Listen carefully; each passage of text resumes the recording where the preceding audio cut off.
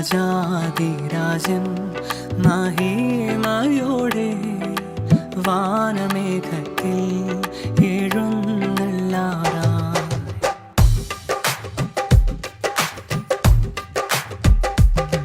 രാജാതിരാജൻ മഹിമയോടെ வானமேகத்தில் கர்த்தர் ஒரு சிலருடைய பெயர்களை எனக்கு காண்பிக்கிறார்.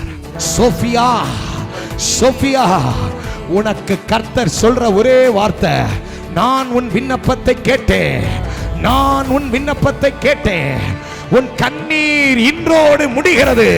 செல்வி, இதோ செல்வத்தை இழந்தவளே, உனக்காக நான் எல்லாவற்றையும் செய்யும்படி தெற்கத்தின் வெள்ளத்தை திருப்புவது போல உனக்காக சிலவற்றை திருப்புகிறேன்.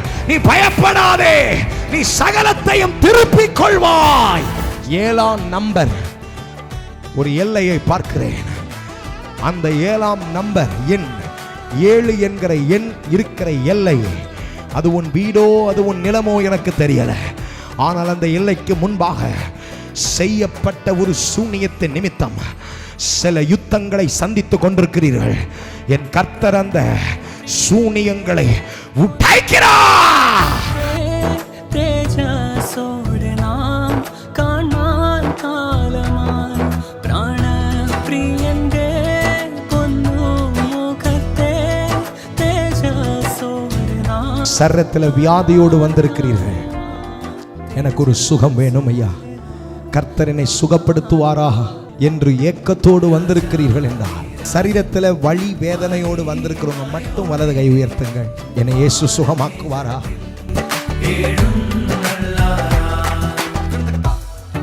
இடுப்பு வலி இருந்தது, அது உடனே என்னை சுகமாக்கி கொடான ஓடி நன்றியாப்பா. பின்ன எல்லாமே எனக்கு வலி எல்லாமே எல்லாம் போச்சு ஆண்டவரே, கொடான ஓடி நன்றியாப்பா. அந்த வலினால உங்களால என்ன செய்ய முடியாது? தீர்ந்து நாம் நித்தியம் வசிப்பான். அதிகமா வீசிங்ல இருந்தீங்க, நல்ல மூச்சு இழுத்து விடுங்க. போயா பிரியன் தான். கண்ணு கொஞ்சம் மங்கலா இருந்ததுங்க. அப்புறம் எத்தனை வருஷமா அந்த கண்ணு? 2 வருஷமா தான் இருக்குதுங்க. 2 வருஷமா பைபிள் 10 அதிகாரம் தினம் படிப்பேன். ஆனா கண்ணு கொஞ்சம் இதா இருக்கிறதுனால இப்ப பளிச்சுன்னு தெரியுது. இப்ப பளிச்சுன்னு தெரியுது. நல்லா சுத்தி பாருங்க, நல்ல பளிச்சுன்னு தெரியுதா? தெரியுதுங்க. மகிமையோடே மார்பில் கேன்சர் கட்டி, மார்பில் கேன்சர் கட்டி எவ்வளவு வருஷமா? 1 வருஷமா. 1 வருஷமா. அந்த கட்டி உங்களுக்கு தெரியுமா இங்க இருக்குன்னு? அது தொட்டு பாத்தீங்களா? வலி இருந்தது, 1.5 வருஷமா வலி அதிகமா இருந்தது. இப்ப ஜெபம் பண்ணும்போது வலி இல்ல, உண்மையா வலி இல்ல. பாருங்கள் இந்த தாயார, 1.5 வருஷமா கேன்சர் கட்டி அவர்கள் மார்பில் இருக்குதான். எவ்வளவு வலி வேதனையோடு வந்திருக்கிறாங்க. இப்ப ஜெபம் பண்ண உடனே இயேசு தொட்டு அந்த வலி அவர்களுக்கு அங்கே இல்லையா?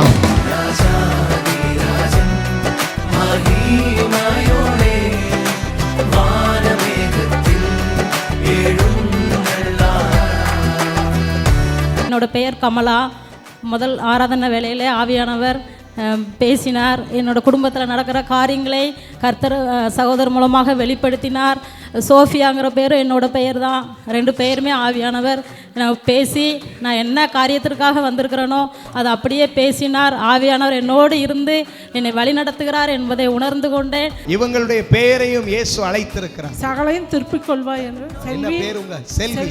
பாருங்க, செல்வி என்ற பெயரை இயேசு அழைத்து நீ சகலத்தையும் திருப்பிக் கொள்வாய் அப்படி என்ற வார்த்தையை தேவன் தந்திருக்கிறார். பாஸ்டர்ஸ்மார் இருப்பீர்கள் என்றால் தயவாக ஒரு விசை எழுந்து முன்னே வரும்படி நான் கேட்டுக்கொள்கிறேன். பாஸ்டர்ஸ் உங்கள் எல்லாரையும் இயேசுவின் நாமத்திலே வாழ்த்துகிறேன்.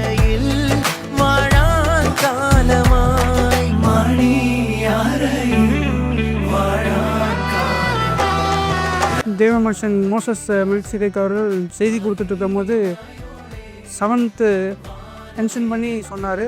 சம் ஸ்ட்ரீட்டில் தான் நாங்கள் இருக்கிறோம். அங்கே வந்துட்டு கடந்த வருஷம் நவம்பர் மாதத்தில் ஒரு எங்கள் கடைக்கு முன்னாடி ஒரு பில்லி சுனி செஞ்சு வச்சுருந்தாங்க. அங்கே ஆண்டவர் தேவமனுஷனுக்கு வெளிப்படுத்தி காமிச்சார். இது நாள் வரைக்கும் சர்ச்சுக்கு நான் போனது கிடையாது. நான் மறுபடியும் நான் சர்ச்சுக்கு போவேன். முழு நேரமாக நான் வந்துட்டு ஊழியம் பண்ணணும்னு ஆசைப்பட்றேன்.